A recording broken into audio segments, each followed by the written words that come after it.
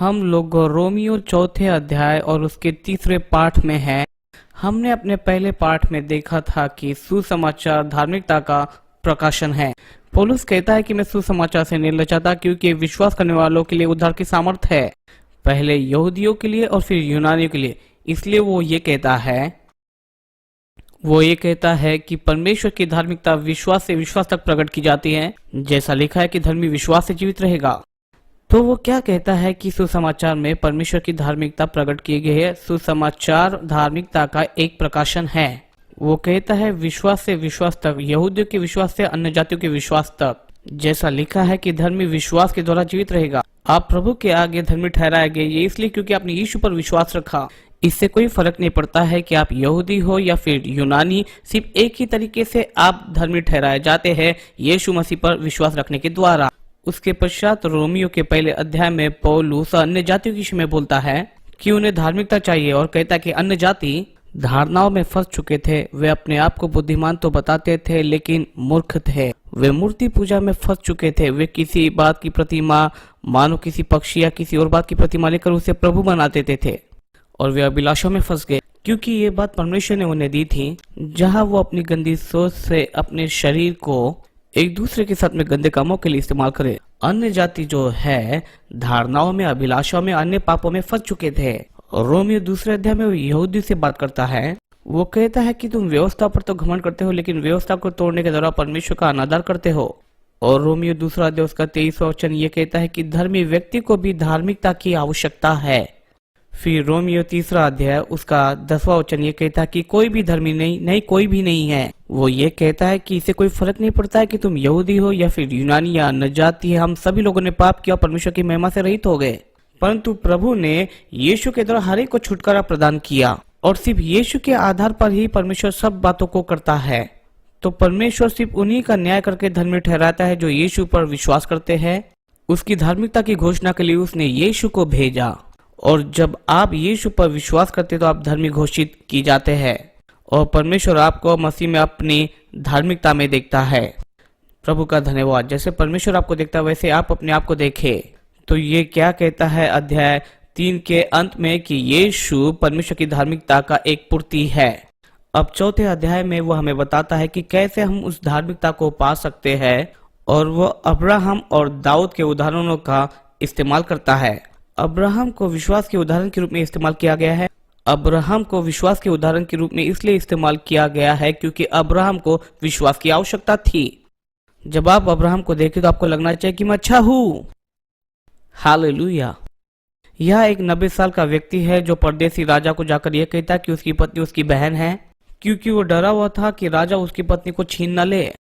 वो डर में जिया करता था, इसलिए उसे विश्वास की आवश्यकता थी। सिर्फ एक ही बार नहीं लेकिन 2 बार इस गलती को करता है। ये अजीब है। फिर वो दाऊद का अनुग्रह के रूप में इस्तेमाल करता है और अजीब बात है कि दाऊद को अनुग्रह की आवश्यकता थी। जब मैं दाऊद को देखता हूँ तो मैं इब्रानियों 11 अध्याय की उस विश्वास की सूची में उसका नाम को पाता हूँ। जो कुछ भी उसने किया उसके पश्चात भी उसका नाम विश्वास की सूची में क्यों है?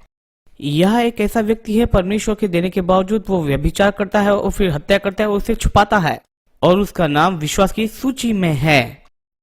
परमेश्वर का चुना हुआ। इस प्रकार के कामों को करने वाले लोग वहां पर कैसे रह सकते हैं? ढोंगी लोग। और यहाँ पर परमेश्वर इसके विषय में कहता है कि हाँ, वो मेरा एक अच्छा चमकीला उदाहरण है।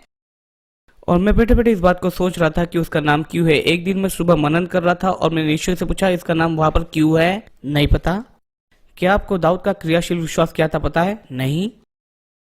दाऊद का सबसे क्रियाशील विश्वास यह था कि वो अपनी असफलताओं पर विजय पाकर परमेश्वर के साथ में एक अच्छा संबंध रखे। प्रभु की स्तुति हो। परमेश्वर आपके साथ में संबंध रखना चाहता है। परमेश्वर आपके साथ में संगति रखना चाहता है और दाऊद परमेश्वर के अनुग्रह का चमकता उदाहरण है। परमेश्वर अनुग्रह का परमेश्वर है। आप अपने बलबूते पर परमेश्वर के द्वारा अपनाए नहीं गए क्योंकि आपने अच्छा प्रदर्शन किया या फिर बुरा प्रदर्शन किया। आप यीशु और उसके कार्यों के कारण परमेश्वर के आगे ग्रहण किए गए। तो रोमियो चौथे अध्याय में वो हमें बताता है कि हम कैसे प्राप्त करें परमेश्वर की धार्मिकता। तो आइए हम लोग रोमियो चौथे अध्याय में आगे बढ़ते हैं। इसलिए हम क्या कहें? हमारे शारीरिक पिता अब्राहम को क्या प्राप्त हुआ? क्योंकि यदि अब्राहम कामों के द्वारा धर्मी ठहराया जाता तो उसे घमंड करने की वहां पर एक जगह होती। परंतु परमेश्वर के निकट नहीं। यहाँ पर वचन क्या कहता है? यह कि अब्राहम ने परमेश्वर पर विश्वास किया और उसके लिए धार्मिकता गिना गया। मुझे ये लगता है ये उत्पत्ति की 15वें अध्याय और उसके 6ठे वचन से है। परंतु ये कहता है कि अब्राहम ने परमेश्वर पर विश्वास किया और उसके लिए धार्मिकता गिना गया। ये जो शब्द है गिनना, यूनानी में कहा जाता है लेजिमा, गिनने के लिए इस्तेमाल करते हैं। इसका अर्थ है गिनना, गिनती, संगणक या फिर उसका लेखा जोखा रखना, लेखा रखना। परमेश्वर ने अब्राहम को लेखे में गिना। हम ऐसा कह सकते हैं कि परमेश्वर ने अब्राहम को धार्मिकता के लेखे में रखा। साधारणतः परमेश्वर हमें कैसे देखता है? वो हमें आत्मा में देखता है। या तो परमेश्वर हमें देखता है धर्मी, छुड़ाए हुए और संतान के रूप में, या तो हमें देखता है पापी के रूप में। और आपकी आत्मा में या तो आप 100% धर्मी हो या 100% आप पापी हो। या तो आप परमेश्वर की संतान या शैतान की संतान हो। या तो आपने नया जन्म पाया है या नहीं पाया है समय में। तो अगर आपने नया जन्म पाया है तो परमेश्वर आपको धर्मी देखता है और परमेश्वर आपको धार्मिकता के लेखे में देखता है। जब व्यवसायी लोग लेखा रखते हैं, मान लो किसी जगह निवेश कर रहे हैं, मैंने निवेश किया है, हमने निवेश किया है। जब आप निवेश करते हैं, आप खोने से ज्यादा प्राप्त करना चाहते हो ताकि दिन के अंत में आपके पास में लाभ हो। शायद आपने निवेश किया हो किसी प्रकार के अलग निवेश में, आपने इधर निवेश किया हो सकता है 4-5 जगह निवेश किया है, या फिर हो सकता है 10-15 जगह निवेश किया हो। कुछ आंकड़े आपने काले में, कुछ आंकड़े लाल में लिखा है। काले आंकड़े कमाने के लिए और लाल आंकड़े खोने के लिए। लेकिन आपकी कोशिश क्या है कि आप लाभ प्राप्त करें। जब मैं एक जवान व्यक्ति था तो मैंने एक व्यक्ति के विषय में सुना जो निवेश करने के पहले प्रार्थना करता था और उसने निवेश करने में कभी गलती नहीं की। और मैंने सोचा कि ऐसा ही व्यक्ति मैं बनना चाहता हूँ और सुसमाचार के लिए अधिक धन देना चाहता हूँ। मैं तब भी वैसे ही बना रहा और बहुत सारे व्यवसाय को मैंने किया और कुछ निवेशों को भी किया। कुछ अच्छे थे और कुछ बहुत ही अच्छे। कुछ में मैंने प्रभु की आवाज सुनी और शायद दूसरों में प्रभु की आवाज नहीं सुनी। कोई बात नहीं, जितना मैंने गवाया उससे ज्यादा मैंने कमाया। परंतु मैंने ये जाना, मुझे नहीं लगता कि उस व्यक्ति ने जिसने कभी गलती ना की हो। अगर आपने कभी निवेश करते समय कोई गलती नहीं की हो तो शायद आपने कभी निवेश नहीं किया हो या फिर ज्यादा मात्रा में नहीं किया हो। और फिर मैंने इस बात को जाना कि वो व्यक्ति अस्तित्व में नहीं, ना ही वो जीवित है, क्योंकि सबसे बेहतर जो लोग होते हैं जो इस संसार में हैं, सिर्फ 70% ही जीत को हासिल करते हैं निवेश में। ये सबसे अच्छा आंकड़ा है संसार में, सिर्फ 70% लोग ही अच्छा कर पाते हैं। तो हम इस बात को देखते हैं कि निवेश करने की प्रक्रिया में हारने और जीतने वाले दोनों होते हैं, क्योंकि लंबे समय तक आप दिन के अंत में लाभ प्राप्त करना चाहते हैं। पैसा कमाने का यही आपका लक्ष्य है। आपके व्यवसाय में भी ऐसा है, हर चीज जीत हासिल नहीं करेगी। धन गंवाने से ज्यादा कमाना चाहते हैं दिन के अंत में। लेकिन कई बार बुरे व्यवहार भी होते हैं। जिन लोगों ने ज्यादा कुछ गंवाया नहीं, उन लोगों ने कुछ ज्यादा किया भी नहीं है, मुझे यही लगता है। ठीक है, ये मेरे व्यक्तिगत विचार है, शायद आप इसे बेहतर जानते हो। लेकिन आइए एक साथ मिलते हैं इस कक्षा के पश्चात में। जो कुछ भी आपने किया हम उसे सुनना चाहेंगे और दूसरों की भी हम लोग सुनना चाहेंगे, क्योंकि ज्यादातर समय जब लोग कहते हैं उन्हें बहुत कुछ पता है, उन्होंने ज्यादा नहीं किया है। तो साधारणतः जब आप किसी बात को करते हैं तो आपको यह पता चलता है कि जो बात आप करते हैं ये भिन्न है, परंतु फिर भी यही तो लक्ष्य होता है। लेकिन परमेश्वर के राज्य में जब आप नया जन्म पाते हैं तो आप धर्मी के लेखे में आते हैं और इस लेखे का हर एक व्यक्ति विजेता होता है। आप उसके द्वारा जो आपसे प्रेम करता है जयवंत से भी बढ़कर हो। प्रभु की स्तुति, आप एक जय पाने वाले और आप एक विजेता हो। जो कोई भी परमेश्वर से जन्म लेता है वो संसार पर जय पाता है। जिस दिन आपने नया जन्म पाया उस दिन आपने जय पाई। आप धर्मी के लेखे में आते हो और इसमें किसी भी प्रकार की हानि नहीं है, चाहे कुछ भी क्यों न हो। प्रभु परमेश्वर का धन्यवाद हो जो प्रभु यीशु मसीह के द्वारा हमेशा हमको जय के उस समय लिए चलता है। आप एक विजेता हो। आमीन। अगर आपने नया जन्म नहीं पाया है, आप किसी और लेखे में आते हो और इसे हम लोग पापियों का लेखा कहेंगे। और अगर आपने नया जन्म नहीं पाया तो आप पूरी रीति से हारे हो। खोने से आप जीते नहीं हो, क्योंकि दिन के अंत में आप तो हारेंगे। अगर आपने नया जन्म नहीं पाया, अगर आप मरते हो और यीशु आते हैं, खो दिया, आप तो हार के क्षेत्र में हो। आत्मिक रूप से कहा जाए, या तो आप संत हो और आप धर्मी के लेखे में आते हो और आप धर्मी गिने जाते हो, या फिर आप पापी हो और आप पापी के लेखे में गिने जाते हो। या तो तुम ये हो या वो हो, तुम दोनों नहीं हो। और धर्म इस बात को ऐसे देखता है जैसे मैं 75% धर्मी और 25% पापी हूँ, या 50% पापी और 50% धर्मी, या 90% धर्मी 10% पापी, या फिर 99% धर्मी हूँ, या 1% आप पापी हो। लेकिन सच्चाई ये नहीं है, या तो आप अपनी आत्मा में धर्मी हो या फिर आप पापी हो, या तो आप परमेश्वर की या फिर शैतान की संतान हो। और जिस स्थिति में से आप निकलते हो, जिस प्रकार से बाइबल हमें बताती है, आप अंधकार के राज्य में से निकलकर ज्योति के राज्य में चले आते हैं। ये समझ में आया? तो आप धार्मिकता के लेखे में गिने जाते। ये भी कह सकते हैं, आप ये भी कह सकते हैं कि धार्मिकता आपके लेखे में लिखी गई है। जब आपने नया जन्म पाया तो यीशु मसीह की धार्मिकता आपके लेखे में लिखी गई। जब आप अपने पापों को यीशु की धार्मिकता के साथ में तुलना करते हैं, यीशु ने जो आपके पापों के खातिर दाम चुका है उसके साथ अपने पापों की जब आप तुलना करते हैं, परमेश्वर ने लेखे को बहुत ऐसे चुका दिया आपकी ओर से, और आपके लेखे में इतनी ज्यादा धार्मिकता भर दी गई है कि आप पापी नहीं दिखाई देते हैं। क्या यह आपको पाप करने के लिए जगह देती है? पौलुस इसके विषय रोमी 6 में लिखता है, क्या हम पाप करते रहे कि अनुग्रह बहुतायत से हो? बिल्कुल नहीं।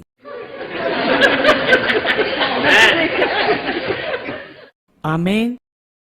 अगर आपने नया जन्म पाया है तो आपको शैतान की तरह नहीं जीना है। आप कितना गंदा जीवन जीते हैं तब भी आप अपेक्षा करते हैं कि आप स्वर्ग में जाएंगे। ये बहुत ही घिनौना है। आप गंदा जीवन जीते हैं और अपेक्षा करते हैं कि आप स्वर्ग जाएंगे। मेरा यह प्रश्न है कि आपने सच में नया जन्म पाया है कि नहीं। मुझे लगता है कि ऐसे बहुत सारे लोग हैं जो अपने आप को ईसाई तो कहते हैं लेकिन नया जन्म नहीं पाया है। लेकिन फिर भी इससे कोई फर्क नहीं पड़ता। परमेश्वर या तो आपको धर्मी या फिर पापी के रूप में देखता है। आपको धार्मिकता के लेखे में रखा गया है, और सिर्फ इतना ही नहीं, लेकिन एक विश्वासी होने के नाते धार्मिकता आपके लेखे में लिखी गई। ये सब बातें सच है। ये जो शब्द है यूनानी में लेखा, परमेश्वर ने अब्राहम को धर्मी गिना। ध्यान दे वो यहाँ पर क्या कहता है, वचन 4 में, काम करने वाले की मजदूरी दान देना नहीं परंतु हक समझा जाता है।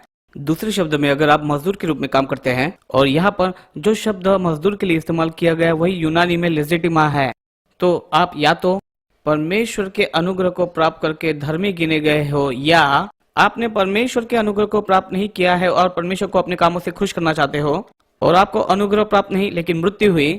और अगर हम इसकी ओर देखें, आप इस बात को कमा नहीं सकते हैं। कोई भी अपने उद्धार को खरीद नहीं सकता है। कोई भी धर्मी नहीं है। हाँ, कोई भी नहीं है। हम सब के सब अधर्मी गिने गए। यही तो रोमियो 3 अध्याय हमें इस बात को बताता है। चाहे आप यहूदी हो या अन्य जाति, कोई भी परमेश्वर की दृष्टि में अपने कर्मों के द्वारा धर्मी नहीं ठहराया गया। ये एक सबूत है कि धर्मी विश्वास की तरह जीवित रहेगा पूर्ण रीति से। गलातियों 2 अध्याय उसका 16वां वचन हमें इस बात को बताता है कि व्यवस्था के कार्यों के द्वारा कोई भी परमेश्वर की दृष्टि में धर्मी नहीं ठहरता। तो उसने उस लेखे को जो हमारे पक्ष में आता है उसमें धार्मिकता डाल दी। इस शब्द का अर्थ होता है हक, लेखा या फिर समझना। ये जो शब्द है लेजिस्माय 3 और 5वें वचन में हक के रूप में बताया गया। फिर वचन 6 और 8 में, आइए हम लोग इसे नीचे पढ़ते हैं। ध्यान दे वचन 5 में क्या कहता है, परंतु जो काम नहीं करता है वरन भक्तिहीन के धर्मी ठहराने वाले पर विश्वास करता है। अभक्ति लोगों को परमेश्वर ने धर्मी ठहराया जब उन्होंने विश्वास किया यीशु पर। मैंने इसे पार कर लिया, प्रभु की स्तुति। मैं इस स्तर में पाया जाता हूँ, और सच्चाई तो यह है कि हर कोई इस स्तर में पाया जाता है। अधर्मी लोग ही ऐसे लोग हैं जिनके साथ में परमेश्वर को व्यवहार करना है। तो वो इस प्रकार से ये कहता है, भक्ति इनके धर्मी ठहराने वाले पर हाँ विश्वास करता है। ये जो शब्द यूनानी में है लेजिस्माय यानी धार्मिकता अंदर डाली गई, ये उसके लेखे में लिखा गया। हालांकि दाऊद भी इस बात में मनुष्य के धन्य होने का वर्णन करता है जिसे परमेश्वर बिना कर्मों के धर्मी ठहराता है। दाऊद के द्वारा इसे भजन में लिखा है और लिखता है कि क्या ही धन्य है वो मनुष्य जिस पर परमेश्वर कोई अधर्मी बातों को नहीं लिखता। परमेश्वर इसे जोड़ नहीं रहा। आमीन। परमेश्वर आपके पापों का हिसाब किताब नहीं रखता। क्या अद्भुत बात नहीं है? धन्यवाद हो। देखिए, जब मैं संडे स्कूल में था तो संडे स्कूल में हमें इस प्रकार से बताया जाता था कि परमेश्वर के पास में एक बड़ा वीडियो कैमरा है और वो इस कैमरे को धीरे धीरे चलाएगा जब वहां पर आप पहुंचोगे। जानते हैं वो क्या करते थे? वे हमारे अंदर में डर और भय को डालने की कोशिश कर रहे थे। कुछ दिनों पहले ऐसी ही एक बुरी घटना घटी थी। मेरे बच्चों की कक्षाओं में किसी ने एक वीडियो चलाया था और उन्होंने इसे नहीं देखा था, और ये बिल्ली का था, और कलीसिया में ये बिल्ली रखी गई थी। और मुझे एक कॉल आया और उन्होंने मुझे पूछा कि शिक्षक क्या सिखा रहे हैं, क्या आप चाहते हो कि हम आपको लेटर लिखे? मैंने कहा नहीं नहीं नहीं नहीं नहीं, लेटर मत भेजो। मैं अगुओं से बात करूंगा, वो इस बात को बंद करके सुधारेंगे। मैंने कहा कि कोई भी वीडियो बिना देखे ना देखा है, हर एक वीडियो को तुम लोग अच्छे से देखो। लेकिन सच्ची बात तो यह है, मैं ये विश्वास करता हूं कि परमेश्वर के पास में हो कैट कस। फिर ये संडे स्कूल का टीचर किसी को इस बात को बताता है कि स्वर्ग में परमेश्वर एक बड़े कैमरे को लेकर है, वह हर एक बात का लेखा लेने वाला है और हर एक बात को धीरे धीरे चलाएगा। क्योंकि मैं ये विश्वास करता हूँ कि ये पूरी रीति से झूठा है। विश्वास करें, मैं कसिंग कैट को अपने संडे स्कूल में नहीं चाहता। ये बहुत भयंकर है। अगर इस प्रकार बात की जाए, मैं तो एक अगुआ हूँ। क्या कभी कोई सीधा कलीसिया है? हाँ, अगर आपके कलीसिया में लोग हैं तो वहां पर समस्याएं होगी, क्योंकि लोगों के पास समस्या है और हम लोग एक बिगड़े हुए संसार में रहते हैं। आप साफ सुथरे रहना चाहते हैं, लेकिन जहाँ कहीं आप जाते हैं वहां पर धूल होती है और आप यहाँ पर आते हैं ताकि आप वचन में शुद्ध रह सके। समझे इस बात को? लेकिन मैं एक समूह को जब मैं शिकागो में गया था सिखा रहा था और वे इस बात को कर रहे थे कि कलीसिया कितने अच्छे से चल रही है। मैंने कहा ठीक है, यही बात तो इतवार में मेरी कलीसिया में भी होती है। उसकी स्तुति हो, ये तो कलीसिया के लिए एक बहुत ही अच्छा विज्ञापन है। लेकिन चीजें होती है क्योंकि लोग वहां पर होते हैं और मेरे पास में इसके विषय में बहुत सारी कहानियां हैं। आपके पास में लोग हैं और आप ऐसे संसार में रहते हैं जो पाप के द्वारा पूरी रीति से बिगड़ गया है। हाँ, कुछ समस्याएं होगी, हाँ कुछ बातें बिगड़ेगी, लेकिन हम अपना पूरा प्रयास करते हैं कि कलीसिया में सब बातें अच्छी हो और हम लोग चाहते हैं कि लोग इसमें हमारा साथ दे। हाँ, कभी कभार लोग गलती को करेंगे और कभी कभार ऐसी बातें होती रहेगी। तो आपको क्या करना है? आपको सिर्फ इस बात के लिए खड़े होना है और जाकर कहना है, हे अगली बार अच्छे से करना, क्योंकि इस प्रकार के असिद्ध लोग हमें मिलेंगे। क्यों? क्योंकि लोग असिद्ध होते हैं। क्या ये समझ में आ रहा है? अगर आप सीधे कलीसिया में गए हैं या फिर मैं आपके कलीसिया में आऊं तो असिद्ध होगा।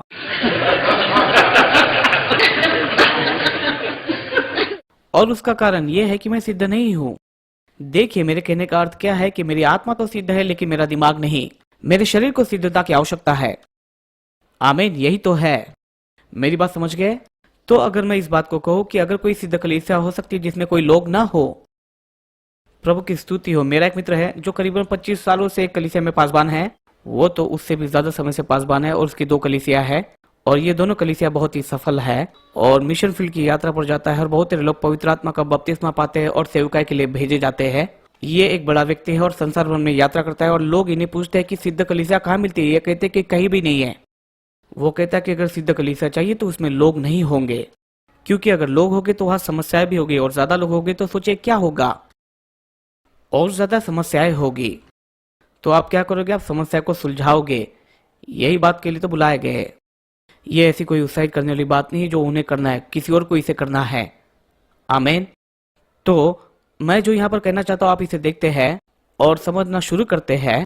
हाँ, प्रभु आपको धर्मी गिनता है और परमेश्वर आपको धर्मी ठहराता है और वो आपके पापों का लेखा नहीं लेता है। वो स्वर्ग में कहीं बैठकर आपके जीवन को बड़े कैमरे से चित्रित नहीं कर रहा है ताकि वो आपके लिए आराम से चलाए। ये तो डराने वाली और बहुत ही भयंकर ऐसी बात है। डर से ज्यादा प्रेम एक बहुत ही बड़ी प्रेरणा है। तो जब आप इस बात को यहाँ पर देखते हैं, दाऊद इसके विषय में लिखता है। वो यहाँ पर बोलता है, परमेश्वर ने धार्मिकता दी है उनके कामों के बगैर। आप धर्मी ठहराए गए आपके कारण नहीं, लेकिन जो कुछ भी यीशु ने किया उसके कारण। फिर वो आगे इस प्रकार से कहता है कि धन्य है वे जिनके अधर्म क्षमा हुए और जिनके पाप ढांपे गए हैं। क्या किसी को आपने कभी ढांपते हुए देखा है? मुझे याद है बहुत सालों पहले जब मैं व्यवसाय में था, मैं किसी की चीजों का इस्तेमाल कर रहा था और कोई मुझे मदद कर रहा था, और जब काम खत्म हुआ, जिस व्यक्ति से हमने चीजें लाई थी, इतना ज्यादा किराया लगा कि उतने पैसे में तो पूरा खर्च निकल जाता था। तो मेरा एक मित्र था, मैंने उसे इस बात को कहा क्योंकि ये $2000 की बात थी। तो उसने उससे कहा, लॉर्डसन ये लो तुम्हारे $2000 मैं तुम्हें दे रहा हूं। मैंने उस व्यक्ति को दिया, लेकिन उसने मुझे दिया और पूरा हो गया। उसने मुझे $2000 का तोहफा दिया और ये पूरा हो गया। वो बड़ा अनुग्रह था, दया थी और बहुत ही अच्छा था। क्या आप जानते हैं यीशु के लहू ने आपके पापों को ढांप दिया है। यीशु ने आपके पापों के लिए दाम दे दिया है और ये सिर्फ थोड़ा सा ही ढांपा नहीं गया। ये मानो आपके ऊपर मेरे $2000 का कर्जा था और उसने $100 मिलियन दे दिए। आपके पापों के लिए बहुतायत से चुका दिया। प्रभु की स्तुति। और वो यहाँ पर यह कहता है कि धन्य है वह जिनके अधर्म क्षमा हुए हैं और जिनके पाप ढांपे गए हैं। परमेश्वर ने आपके पापों के लिए दाम चुका दिया है और उसने जो चुका है वो जरूर से ज्यादा है और इस बात का वो लेखा भी नहीं रखता। वो कहता है कि क्या यह धन्य वचन सिर्फ खतना वालों के लिए है या खतना रहितों के लिए भी है, क्योंकि हम कहते हैं कि अब्राहम के लिए उसका विश्वास धार्मिकता गिना गया या फिर लेख में लिखा गया। तो वो कैसे गिना गया, खतने की दशा में या बिना खतने की दशा में? खतने की नहीं, लेकिन बिना खतने की दशा में। दूसरे शब्दों में कहा जाए तो ये उसके बल के आधार पर नहीं था। अब्राहम बहुत तेरे बार अच्छा नहीं कर पाया, लेकिन ये अब्राहम के बल पर आधारित नहीं था। धन्यवाद हो प्रभु का, कई बार हम भी अच्छा नहीं कर पाते, लेकिन ये आपके बल पर आधारित नहीं। प्रभु का धन्यवाद हो। जब आप इसे समझना शुरू करते हैं तो ये आपको पाप ज्यादा नहीं लेकिन कम करने में मदद करता है, क्योंकि आप इस बात को समझ जाते हैं कि परमेश्वर आपको किस रीति से देखता है, पाप रहित। सब लोग कहेंगे कि मैं पाप रहित हूं। जब मैं समझ जाता हूं कि मैं पाप रहित हूं, मैं कम पाप करूंगा। आपके विश्वास का वार्तालाप किस रीति से प्रभावशाली होता है? मसीह यीशु में हर एक वो भली बात जो आपके अंदर में रखी है उस बात को जानने के द्वारा। प्रभु के अनुग्रह को जानना और प्रभु आपके विषय में क्या सोचता है इस बात को जानने के द्वारा आप पाप कम करते हैं। आप पाप कम करते हैं। प्रभु की स्तुति हो। जब आप इस बात को समझ जाएंगे तो ये आपके लिए क्रियाशील हो जाएगा। अगर कोई शैतान के समान रहता है और अनुग्रह को बहाने के समान इस्तेमाल करता है, वो परमेश्वर के अनुग्रह को नहीं समझ पाया। अनुग्रह आपको और पाप करने का बहाना नहीं। आमीन। अनुग्रह तो पाप की सामर्थ्य से आजादी है। और रोमियो 6 अध्याय इसके विषय में बोलता है, हम इसको बाद में देखेंगे।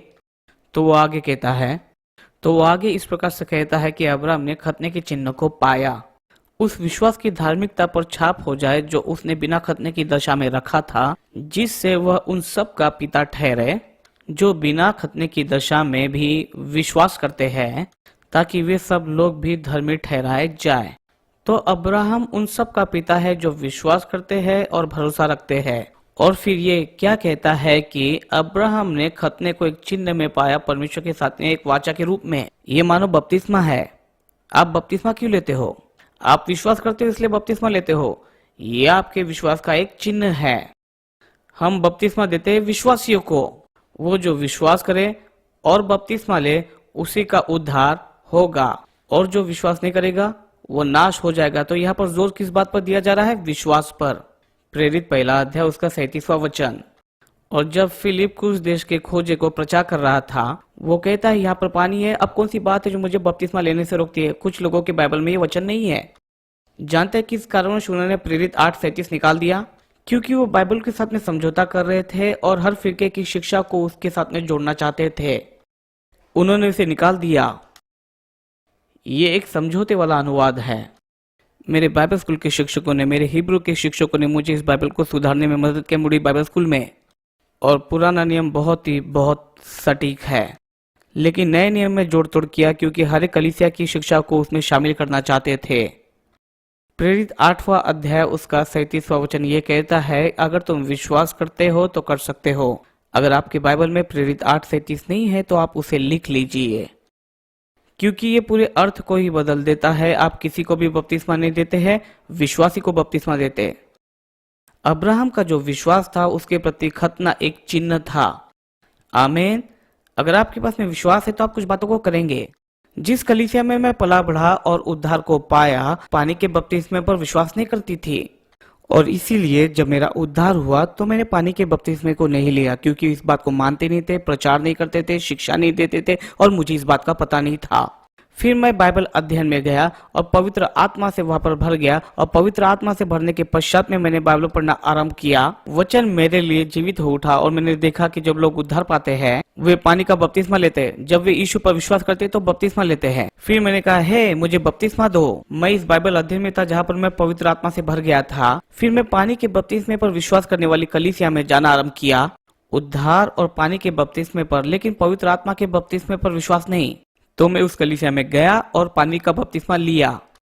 प्रभु की स्तुति। और मैं जानता था कि ये प्रभु ही है जो मेरी अगुवाई कर रहा है। जब वचन मेरे लिए जीवित हुआ तो मैंने इस बात को देखा कि विश्वासी होने के नाते मुझे बपतिस्मा चाहिए, और मैंने बपतिस्मा लिया।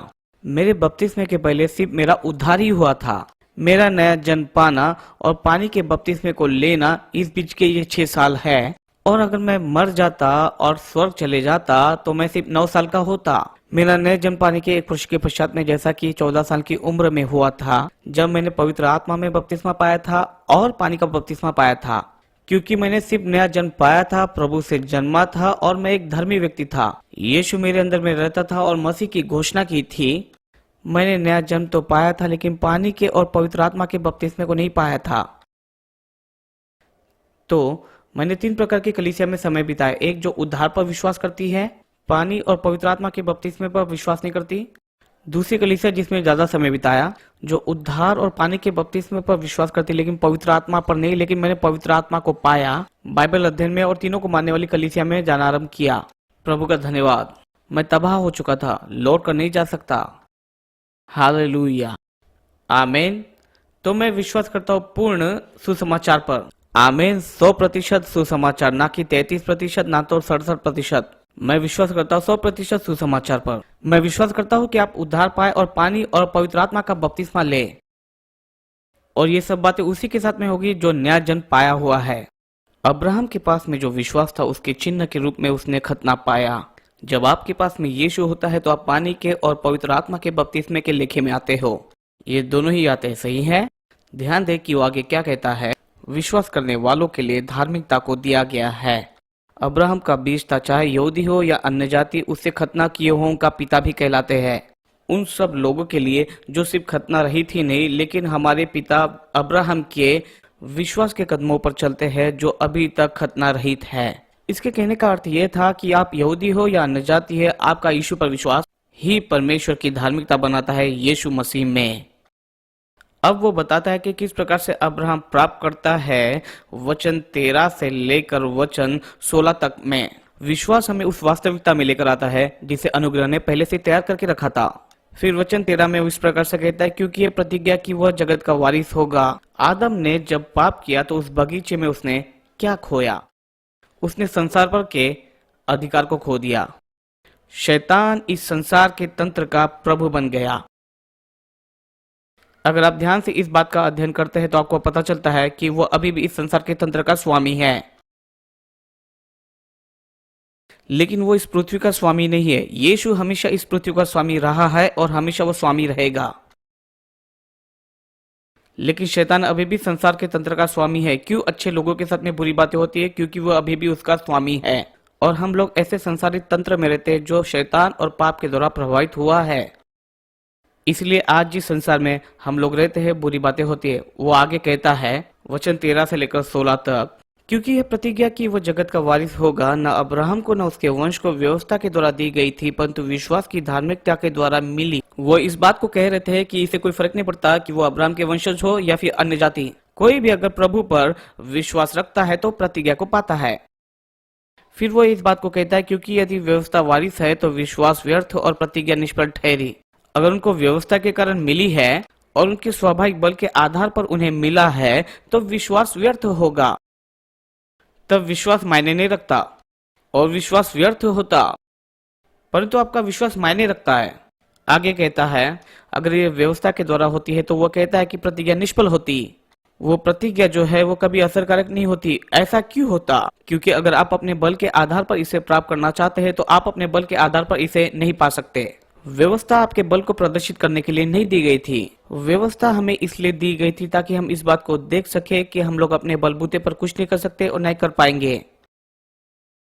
फिर ये कहता है कि व्यवस्था तो क्रोध को उपजाती है, क्योंकि अगर आप व्यवस्था के तहत रहते हैं तो व्यवस्था आपके ऊपर में न्याय लेकर आएगी और आपके ऊपर में क्रोध लेकर आएगा।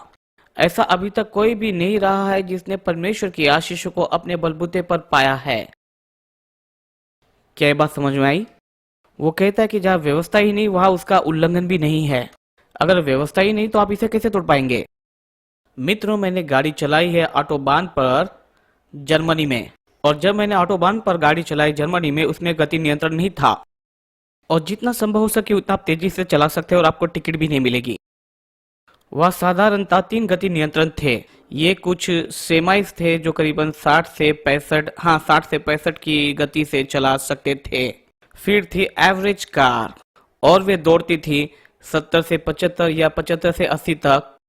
और फिर कुछ लोग BMW और मर्सिडीज चलाया करते थे और वे करीबन आधे किलोमीटर दूर से ही अपनी लाइट को चमका देते थे अगर आप उन्हें जगह नहीं देते। वे आते थे करीबन 120-125 की रफ्तार से। अगर आप उनके लिए जगह नहीं देते तो वह बड़ी एक दुर्घटना होती। लेकिन अभी उन्हें 120 की गति से चलाने की टिकट नहीं मिलती। जानते क्यों? गति नियंत्रण नहीं है। जो कानून है ही नहीं, आप उसे तोड़ नहीं सकते। मोंटेना में गति नियंत्रण नहीं हुआ करती थी। दिन में आप गाड़ी को पूरी तेजी से चला सकते थे, और मैंने सुना कि 100 या 110 की गति से लोग चलाया करते थे। टोल दूसरी ओर से जाता था और कांटा नहीं हिलता था। बेहतर है कि इसे धीरे कर ले, अन्यथा कोई मर जाएगा। मुझे याद है एक बार मैं मिशनरी को लेने के लिए गया था। थोड़े पुराने जमाने के और ख्यालात के थे। मैं कोलोराडो स्प्रिंग में उन्हें लेने के लिए गया और करीबन 95 की रफ्तार से मैं गाड़ी को तेजी से चला रहा था। स्त्री ने मुझे कहा, गति नियंत्रण के हिसाब से मत जाओ। मैंने कहा, इसके विषय चिंता मत करो। हालेलुया। अब कोलोराडो पुलिस का मैं बहुत ही सम्मान करता हूँ। उन्होंने मेरे अंदर से एक अच्छे नियम पालन करने वाले व्यक्ति को निकाला है। प्रभु की स्तुति। मैंने इस बात को सीखा, जहाँ व्यवस्था होती है वहाँ उल्लंघन भी होता है और वहाँ पर क्रोध भी होता है। मैंने एंड्रू को एक बार एक घटना को बताया था। मैंने उसे बताया कि मैं एक पहाड़ की ओर जा रहा था और एक छोटा ट्रक था। मैं भी एक छोटे से ट्रक में लेकर उसे ऊपर जा रहा था और ये एक लंबी पहाड़ी थी। मैंने सोचा इस ट्रक को मैं पीछे छोड़ दूंगा, क्योंकि ये जो पहाड़ी का रास्ता था दो तरफा था और ये व्यक्ति जो ट्रक लेकर ऊपर जा रहा था शायद खाली था, इसलिए वो आगे चल रहा था और हम एक दूसरे को उस पहाड़ी पर हराने की कोशिश कर रहे थे और वो मुझे जगह नहीं दे रहा था। अंततः मैंने उसे हरा दिया, लेकिन वो पीछे से मेरा पीछा करने लगा और महिमा हो, लाल बत्ती शुरू हुई, वो रुक गया। मैं आगे बढ़ गया और घर के रास्ते की तरफ गया, लेकिन रास्ता बंद था। फिर मैंने सोचा, ओह मैंने क्या किया। और जिस घर में हम लोग रहा करते थे उस जगह पर मैंने अपनी गाड़ी को घुमाया, क्योंकि जगह अच्छी थी और मेरे गैरेज का दरवाजा खुला था, इसलिए मैंने अपनी गाड़ी को तुरंत पीछे में ले लिया। बहुत सारे पेड़ वहां पर थे, इसलिए मैंने अपने गैराज के दरवाजे को बंद कर दिया और गाड़ी वहां से तेजी से निकल जा रही थी। प्रभु का धन्यवाद हो कि वहां से वो निकल गया, लेकिन धन्यवाद हो कि मैं जीत गया। और एंड्रू से मैंने कहा कि मैंने अपने शरीर में थोड़ा काम कर गया, तो एंड्रू ने मुझसे कहा कि अपने शरीर को निकालो और जेल में फेंक दो। जहां उल्लंघन है वहां क्रोध है, तो आपको उस देश के कानून के अनुसार रहने की आवश्यकता है। रोमियो 13 हमें इसके विषय में बताता है। ठीक, हम इसके विषय में बाद में प्रचार करेंगे। आमेन। मैंने सीखा कि हमें कानून का पालन करने वाला नागरिक बनना है। मेरे बच्चे मुझे दादा बुलाते हैं, लेकिन कोई बात नहीं, प्रभु का धन्यवाद। सब लोग कहे कि हमारे पाप ढापे गए हैं। ठीक है, तो वो कहता है कि जहाँ व्यवस्था होती है वहाँ उल्लंघन भी होता है, न्याय भी होता है और व्यवस्था का उल्लंघन भी होता है। वो हमें बताता है कि कैसे हम लोग प्रतिज्ञा को प्राप्त करते हैं। और फिर आगे वचन 16 में इस प्रकार से कहता है कि इसी कारण प्रतिज्ञा विश्वास पर आधारित है कि अनुग्रह की रीति पर हो, कि यह प्रतिज्ञा उसके सब वंशजों के लिए दृढ़ होती जाए। परमेश्वर चीजों को विश्वास के द्वारा चलाता है। ये मानो कोई प्रचारक ऐसा बोल रहा है जो कहता है कि तुम्हें विश्वास के कार्यक्रम में आना है, विश्वास के कार्यक्रम के साथ जुड़ जाए। क्यों? क्योंकि परमेश्वर के अनुग्रह में आप विश्वास को रखते और आप प्राप्त करते इसलिए नहीं क्योंकि आपने कुछ किया, लेकिन अनुग्रह के कारण। क्योंकि हमने प्राप्त किया, हमने कुछ किया, इसलिए हमें क्या मिलता है? शून्य, कुछ भी नहीं। क्यों? क्योंकि हम अच्छा नहीं कर सकते हैं। हम जिसके योग्य हमें वो नहीं मिलता। प्रभु का धन्यवाद हो, यीशु जिस योग्य हमें वो मिलता है, क्योंकि यीशु ने अनुग्रह के द्वारा हमारे लिए वो काम किया। तो जो हम देते हैं, हम उस पर विश्वास करते हैं, तो हम उन चीजों को प्राप्त करते हैं जो उसे मिलनी चाहिए। वो कहता है प्रतिज्ञा तो सुनिश्चित की जाती है यीशु मसीह के द्वारा, जो कि पूरे नए नियम में लिखी गई है। और ये बात इब्रानियों 7वें अध्याय उसके 22 वचन में लिखी गई है। वो इसकी खातरी है। यीशु के कार्यों के कारण आज वचन को खातरी के रूप में दिया जाता है। वो कहता है कि सब वंशजों के लिए दृढ़ हो जाए, सिर्फ व्यवस्था वालों के लिए नहीं, जैसे कि अब्राहम, इसहाक और याकूब जो इजराइल के 12 गोत्र बन गए, परंतु अन्य जातियों के लिए जो अपना विश्वास यीशु पर रखते हैं।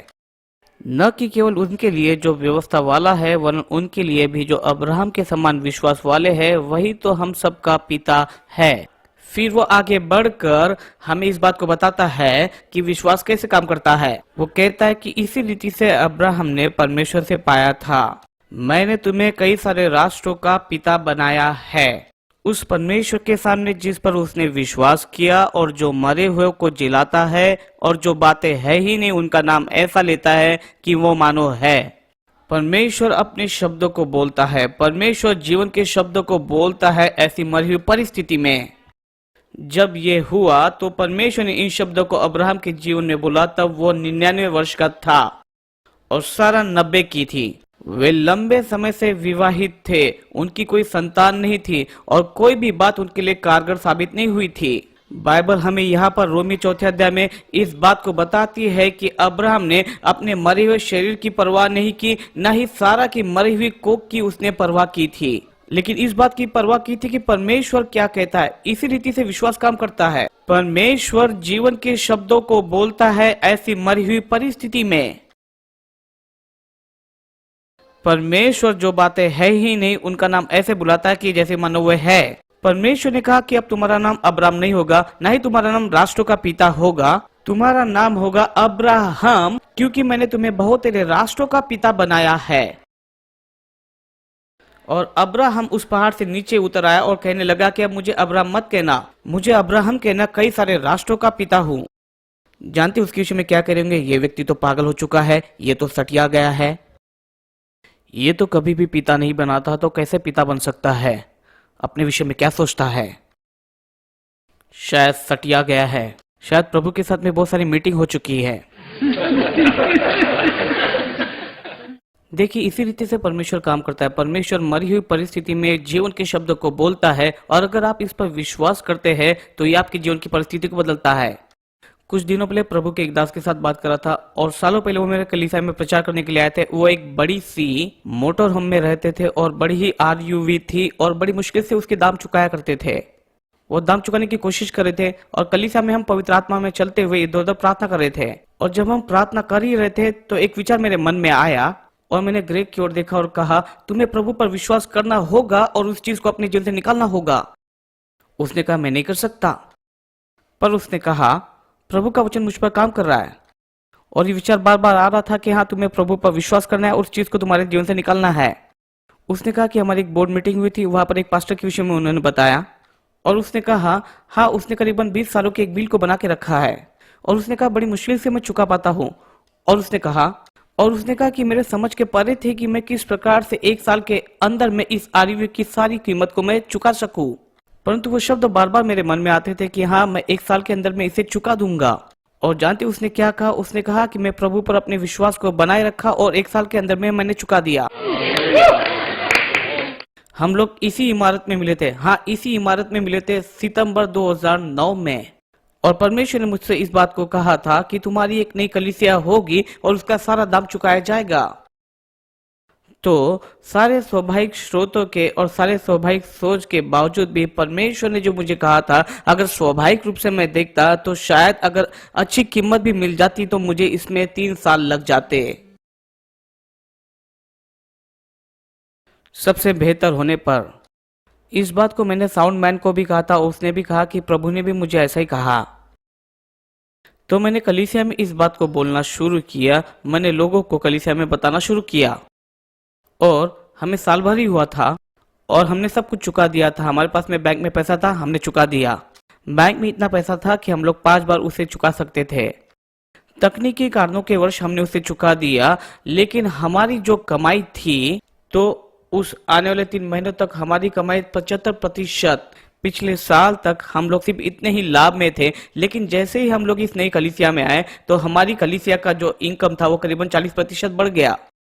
और पिछले 3 महीनों के दौरान यही सब कुछ हुआ था। हमारे देने में बढ़ोतरी हुई और हमारे लाभ में भी बढ़ोतरी हुई, सब बातों में बढ़ती हुई। प्रभु का धन्यवाद। लेकिन ये सब कुछ कैसे हुआ? जब संसार तकलीफ में था, हम कैसे आगे बढ़े? हम आगे बढ़ते हैं। देखिए, जब अंधकार होता है परमेश्वर हमें ले जाता है, प्रभु अपनी चमक को देता है ताकि लोग एक भिन्नता को देखने पाए। ये तब होता है जब कोई कहता है मैं प्रभु पर विश्वास करता हूँ, परमेश्वर ने मुझसे बातें की और जो बात परमेश्वर ने मुझसे की मैंने उस बात को लिया और दूसरे के साथ में बांटा, 2 या 3 गवाहों के साथ में, ताकि हर एक शब्द सच्चा माना जाए। मेरा एक मित्र है जिसने इस बात को पूरा साबित किया। फिर मैंने वचन को बोला और जो वचन आपके लिए बोला जाता है वो आपके द्वारा बोला जाना चाहिए।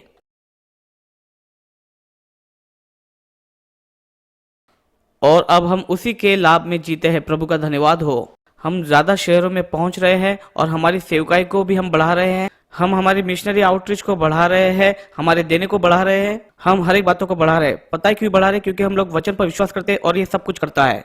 ऐसे ही प्रभु काम करता है। प्रभु आपको एक शब्द देगा और अगर आप उस शब्द पर विश्वास करते हैं तो वो आपके लिए उत्पन्न करेगा। प्रभु कभी भी अपने वचन के बाहर के किसी भी काम करने के लिए आपको नहीं देगा। प्रभु अपने वचन से मेल खाता वचन आपको देगा। अगर आप उस पर विश्वास करते हैं तो आपके लिए काम करेगा। तो ये कहता है कि परमेश्वर ने इस बात को अब्राहम से कहा, उसके लिए जो विश्वास करता है। अब्राहम ने प्रभु पर विश्वास किया और ये कहता है कि प्रभु के पास में सामर्थ्य है कि वो मरी चीजों में जान डाल दे। इसी रीति से परमेश्वर मुर्दों में जीवन को लेकर आता है।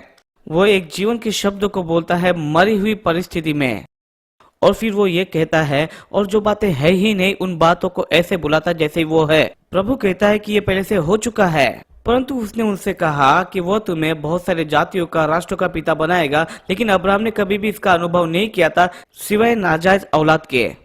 इस्माइल अब्राहम के शारीरिक कार्यों का और अब्राहम और सारा के दोषारोपण का एक नतीजा था। यही बात आपके साथ में होती है। जब बहुत सारे लोग प्रभु के वचन को सुनते हैं तो उनका दिमाग उसमें शामिल होता है और वो जाकर अपनी शारीरिक बातों को करना चाहते हैं। उसका नतीजा क्या होता है? इस्माइल। और वो समस्या को खड़ी करता है वर्षों वर्षों और वर्षों तक। जब आप प्रभु और उसके वचनों पर निर्भर होने लगते हैं तो वो आपसे बातें करने लगता है और आप उसके वचन पर विश्वास करते हैं। वो वचन आपको बदलता है। देखिए, विश्वास किससे काम करता है? जो आशा पर विश्वास करता है। जब हमारी आशा खत्म हो जाती है और हमें लगता है कि अब असंभव है, ये बिल्कुल भी संभव नहीं था। और उद्धार कोई खुद की मदद करने वाली बात नहीं है। उद्धार आप क्या अच्छा कर सकते उसके विषय में नहीं है। असंभव परिस्थिति में जो तीव्र रीति से बात आती है वो और कोई नहीं है लेकिन वो उद्धार है। पवित्र आत्मा पाने से पहले मेरी माता ने जो प्रार्थना किया था मैं आपको वो बताना चाहता हूँ। मैं 40 साल का था और उस समय में मुझे ज्यादा सम्मान मिला था और मेरी माँ ने प्रार्थना किया कि यीशु, क्या तुम इसके लिए कुछ कर सकते हो? मैं तो कुछ भी नहीं कर पाती हूँ, ये तो बिल्कुल असंभव सा है। परमेश्वर असंभव परिस्थितियों में विशेषज्ञ है। हालेलुया। परमेश्वर असंभव बातों को लेता है और उन्हें वास्तविकता में बदल देता है। परमेश्वर के लिए सब बातें संभव है। उन सभी के लिए सब बातें संभव है जो विश्वास करते हैं। आशाहीन परिस्थिति में उसने विश्वास किया। जब उसे लगता था कि कोई भी संभावना नहीं और कोई भी बात काम नहीं कर सकती है, उस समय अब्राहम 99 वर्ष का था, सारा 90 साल की थी और उसने अपनी शारीरिक दशा की ओर ध्यान नहीं दिया, न किसी और बात पर ध्यान दिया। क्या आप अपनी शारीरिक दशा पर ध्यान देते हो? वो शारीरिक परिस्थिति आपसे बात कर सकती है। आपको क्या करना है? आपको मुंह तोड़ जवाब देना है विश्वास से।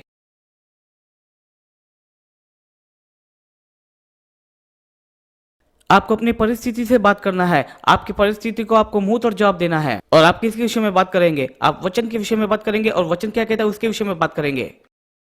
उस परिस्थिति में यीशु जो बोलता है आप उस बात को बोलते हैं। जो संसार बोलता है आप उस बात को ना बोले, लेकिन संसार जो कहता है आप उसे कहते रहने दीजिए। लेकिन 99% ऐसा होता है कि जो संसार कहता है वो परमेश्वर के वचन से मेल नहीं खाता। यीशु जो कहता है आपको उन्हीं बातों को कहना है, नहीं तो संसार का परिणाम प्राप्त होगा और आपको वो पसंद नहीं आएगा। तो यहाँ पर ऐसी बहुत सारी बातें हैं जो हम लोग आशा के विरुद्ध में लेकर आ सकते हैं। उसने इस आशा पर विश्वास किया था कि वो राष्ट्रों का पिता होगा। प्रभु ने जो कहा था उसने विश्वास किया। उसने प्रभु पर और यीशु पर विश्वास किया। विश्वास आशा की वस्तुओं का एक निश्चय होता है। विश्वास क्या करता है कि ये बात आपके साथ में होती है। जब मैंने पहली बार वचन को सुना, मैं 14 साल का था और एंड्रू वॉर्मक वहां पर कोलोराडो में आए और वो मेरे माँ के बाइबल अध्ययन में पढ़ा रहे थे और यही बात मेरे साथ में हुई थी। उस वचन ने मेरे अंदर में एक आशा को उत्पन्न किया। मैंने कहा, प्रभु धन्यवाद, आपको गरीब रहने की आवश्यकता ही नहीं, ना ही आपको बीमार रहने की आवश्यकता। आपको यीशु के आने तक का इंतजार नहीं करना है और ये नहीं सोचना कि मैं कर लूंगा। मैं विश्वास कर सकता हूँ मेरे घर के लिए, मैं विश्वास कर सकता हूँ मेरे सेहत के लिए, मैं विश्वास कर सकता हूँ मेरे परिवार के लिए, मैं मेरे परिवार और मेरे धन के लिए प्रभु पर विश्वास कर सकता हूँ। वो विश्वास नहीं था, वो एक आशा थी। वचन आपके अंदर में आशा उत्पन्न करता है। अगर आप आशा नहीं करते हैं तो विश्वास आपके लिए एक ऐसे चिन्ह को लेकर आता है जिसके लिए आपने आशा की थी और अनदेखी वस्तु का वो प्रमाण बन जाता है।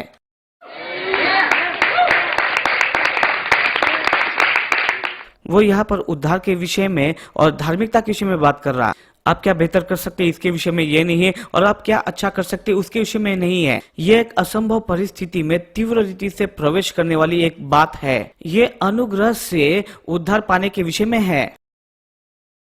सेवकाई का एक सहभागी है, परमेश्वर के अनुग्रह का उसके पास प्रकाशन है और इस व्यक्ति को कुछ समस्या थी और इस व्यक्ति की पत्नी को उद्धार मिलता है और ये लोग ड्रग्स और कई सारी बातों को लिया करते थे।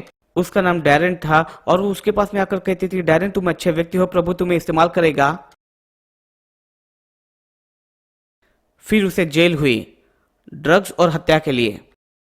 लोगों ने इस बात को कहा था कि यह बिल्कुल असंभव बात है। उसकी पत्नी जेल में मिलने उसे आई और उसे कहने लगी, डैरेन तुम अच्छे व्यक्ति हो और प्रभु तुम्हें इस्तेमाल करेगा।